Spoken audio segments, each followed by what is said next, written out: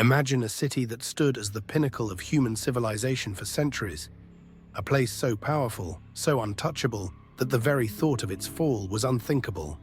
Yet, in the year 410 AD, that unimaginable event happened. Rome, the eternal city, the center of the greatest empire the world had ever known, was breached and plundered by a man history remembers as Alaric the Visigoth. But Alaric wasn't just a brute barbarian with a lust for destruction. His story is far more complex. He was a leader who had walked the fine line between being Rome's ally and its adversary. He led a people who were once welcomed by the empire, but later betrayed and oppressed. What drove Alaric to march into the heart of the Roman Empire and bring it to its knees? How did he rise from a tribal leader to one of the most feared figures of the ancient world? Today we'll uncover the untold story of Alaric, the man behind one of history's most shocking events, the sack of Rome. From his early struggles to his ultimate triumph, this is a tale of ambition, betrayal, and the cracks in the empire that once ruled the world. To understand Alaric's journey to power, we must first look at his beginnings. Alaric was born around 370 AD in what is now modern-day Romania, into the Visigothic tribe. At the time, the Visigoths were a people on the move, fleeing the devastating invasions of the Huns. Seeking safety, they crossed into the Roman Empire as refugees, hoping for sanctuary. But life within the empire was far from the salvation they had hoped for. The Visigoths were treated as second-class citizens, exploited by corrupt Roman officials who saw them as little more than a labor force. They were starved, overtaxed, and even forced to sell their children into slavery just to survive. For a proud people, these humiliations festered into resentment, a resentment Alaric would one day channel into action. As a child, Alaric would have heard tales of his ancestors' strength and the glory of his people before their plight. These stories, passed down through generations, likely fueled his resolve to see his people rise again. But the hardships weren't just stories. They were daily realities that shaped his view of the Romans. He grew up watching his people struggle to find dignity in a system designed to oppress them. Determined to change their fate, Alaric joined the Roman military as a young man. In the Roman army, he fought in campaigns that took him across the empire, gaining vital experience and insights into Roman tactics. He observed their strengths, discipline, organization, but also their weaknesses: political corruption, infighting, and the growing cracks in an empire stretched too thin. By the time Alaric emerged as a leader of the Visigoths, he carried with him the scars of oppression and a vision for a different future. The seeds of rebellion were planted, and Alaric's path to challenging the Roman Empire was set in motion. This was the beginning of a man who would forever alter the course of history. As Alaric grew into a seasoned leader, the Visigoths faced growing tensions within the Roman Empire.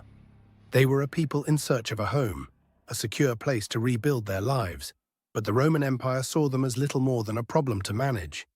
This friction would become the spark that ignited Alaric's rise. After years of serving in the Roman military, Alaric gained not just battlefield experience, but also a deep understanding of how the empire functioned and where it faltered.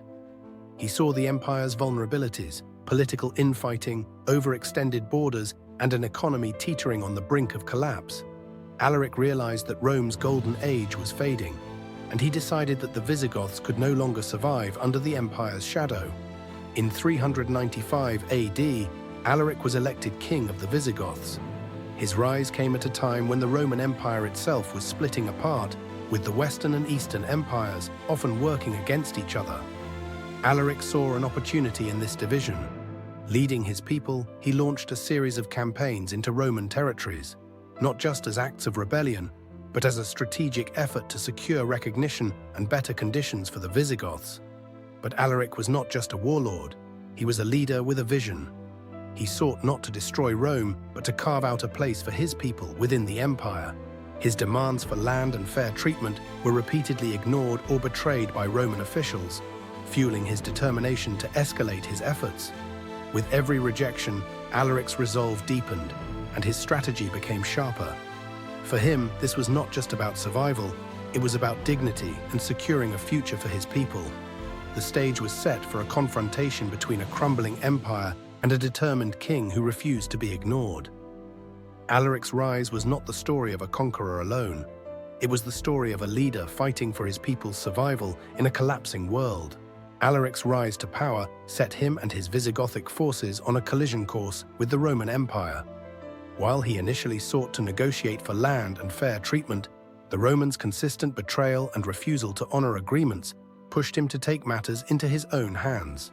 What followed was a calculated series of military campaigns designed to weaken Rome's hold on its territories and force the empire to recognize the Visigoths as more than just outsiders. In the years following his election as king, Alaric led his people into the Balkans, ravaging Roman territories and gathering both resources and momentum.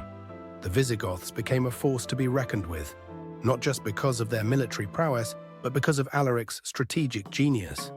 He didn't just attack, he sent a message to Rome that the Visigoths were no longer content to remain in the empire's shadow. One of Alaric's most notable victories came in 397 AD, when his forces marched into Greece, sacking cities like Corinth, Argos, and Sparta. These actions were not driven purely by vengeance. They were calculated moves to showcase his power and demand respect from Rome. But despite these victories, Alaric still sought to avoid outright destruction. His ultimate goal was to secure a homeland for his people, not to destroy the Roman world. By 401 AD, Alaric turned his attention toward Italy. He led his forces across the Alps, a daring move that brought the Visigoths to the doorstep of the Western Roman Empire. The empire, already struggling under the weight of internal divisions and external threats, was ill-prepared to face a leader as determined as Alaric. Over the next few years, Alaric's forces clashed with Roman armies, and his demands for land and recognition were repeatedly ignored. He laid siege to several key cities, including Mediolanum, modern-day Milan, further demonstrating the Visigoths' power. Still, Alaric offered opportunities for peace, hoping to negotiate a lasting solution. But time and again, Rome's leaders underestimated him, dismissing his efforts as the ambitions of a barbarian. As the years dragged on, it became clear that Rome would not concede peacefully. Frustrated yet resolute, Alaric began to set his sights on a target that would send a message not just to Rome, but to the entire ancient world: the city of Rome itself. This was no longer just a military campaign. It was a statement of defiance and a fight for survival that would shake the foundations of the empire. It was the year 410 AD, and the unthinkable was about to happen. Rome, the eternal city and the heart of an empire that had ruled for centuries, would fall, not to another great empire, but to a barbarian king and his Visigothic army. Alaric had waited long enough. After years of negotiations, betrayals, and broken promises, his patience had run out. The city of Rome would pay the price for the empire's arrogance. Alaric's forces surrounded the city, cutting off supplies and plunging Rome into famine. The once mighty metropolis, accustomed to being the center of the world, now found itself at the mercy of the Visigoths. After months of siege, with starvation taking its toll, the city had no choice but to open its gates. On August 24, 410 AD, Alaric and his army entered Rome.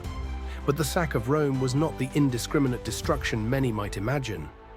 Alaric had given strict orders to his troops: spare the churches and those seeking refuge within them. While treasures were plundered and the city's elite suffered, Alaric's sack was measured. This was not a mindless act of barbarism, it was a calculated statement of power. The fall of Rome shocked the ancient world. The city that had stood as the pinnacle of civilization for centuries had been humbled by a man who, only a generation ago, would have been dismissed as an outsider.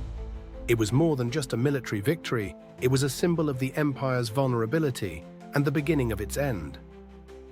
Alaric left Rome soon after, but the legacy of his conquest was lasting.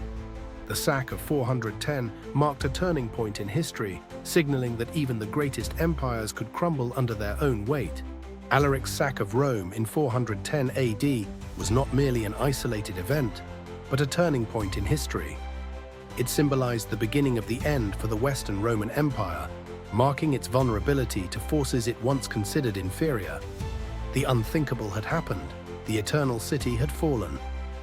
Shortly after his conquest, Alaric died unexpectedly, never seeing the long-term impact of his actions. Yet his legacy endures. He was not just a barbarian king, he was a leader who defied an empire, and forever changed the course of history. The sack of Rome stands as a reminder that no empire, no matter how great, is invincible.